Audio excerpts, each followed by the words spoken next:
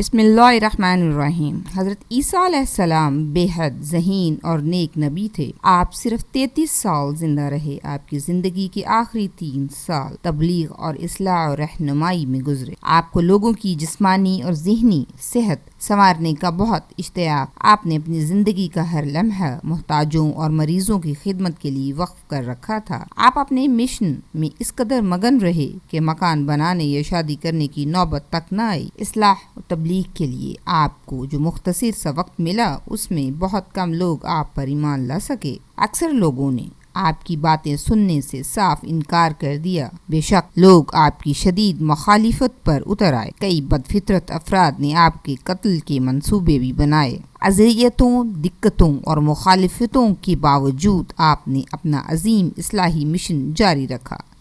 جب آپ کی مخالفت بہت زور پکڑ گئی تو رومی حکومت نے آپ کے خلاف کارروائی کا فیصلہ کیا۔ آپ کو فوراً گرفتار کر لیا گیا اور سرعام پھانسی کے حکم جاری ہو گئے۔ اس زمانے میں دستور تھا کہ جس شخص کو موت کی سزا سنائی جاتی وہ پھانسی کی مقررہ جگہ تک اپنی سلیب خود اٹھا کر لے جاتا۔ اسی دستور کے مطابق حضرت عیسیٰ علیہ السلام نے سلیب اٹھائی اور مقتل کی جانب چلنے لگے۔ شاہی فوج کے محافظ بھی آپ کے ارد گرد گھیرا ڈالے چلتے جا رہے تھے۔ آپ کی سزا کی خبر سارے علاقے میں جنگل میں آگ کی طرح پھیل چکی تھی۔ پھانسی پر لٹکانے کا منظر دیکھنے کے لیے بےتاب تماشائیوں کا ایک بے پناہ ہجوم اکٹھا ہو چکا تھا۔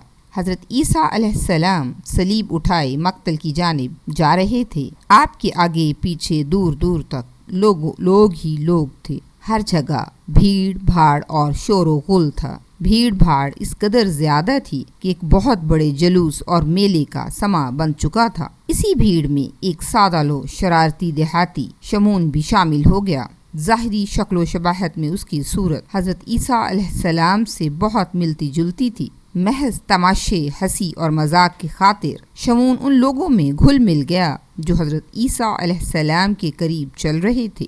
گاہے بگاہے آگے بڑھ کر شرارتی شمون عیسیٰ علیہ السلام کے بالکل سامنے آ جاتا اور آپ سے طرح طرح کے مذاق کرتا۔ بڑھتے بڑھتے اس نے آپ پر آوازیں کسنی شروع کر دی، آپ کی نقلیں اتارنے لگا۔ دیہاتی شمون اس ہنسی مذاق سے خوب لطف اندوز ہو رہا تھا۔ محافظ دستوں کو یہ بات قطعی پسند نہ آئی۔ وہ اس سے کھنچ گئے۔ انہوں نے اسے سختی سے ڈانٹا مگر شمون شرارتوں سے پھر بھی باز نہ آیا تو محافظ گرمی کھا گئے۔ انہوں نے شرارتوں کی سزا دینے کے لیے سلیب حضرت عیسیٰ علیہ السلام کے کندھوں سے اٹھا کر اس کے کندھوں پر لاد دی اور حکم دیا کہ اسے اٹھا کر مقتل تک چلو۔ شمون کو مجبوراً محافظوں کا حکم ماننا پڑا۔ وہ افسردہ ہو کر کندھوں پر سلیب اٹھائے مقتل کی جانب چلنے لگا۔ ایسے موقعوں پر عموماً بھیڑ، دھکم پیل اور افراتفری سے کچھ عجیب بد نظمی کا سماں پیدا ہو جاتا ہے۔ اس وقت ماحول کا رنگ ایسا ہی تھا۔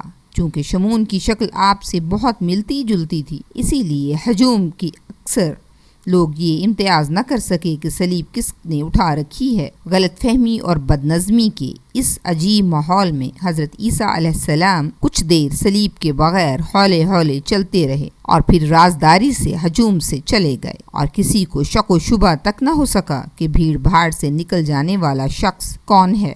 ادھر شمون سلیب اٹھائے مقتل تک جا پہنچا۔ وہاں ڈیوٹی پر متعین سپاہیوں نے سمجھا کہ سلیب اٹھا کر وہاں پہنچانے والا شخص ہی عیسیٰ علیہ السلام ہے۔ ویسے بھی وہ شمون کی شرارت اور سزا والے معاملے سے قطعی بے خبر تھے۔ وہ باتوں نے اس کے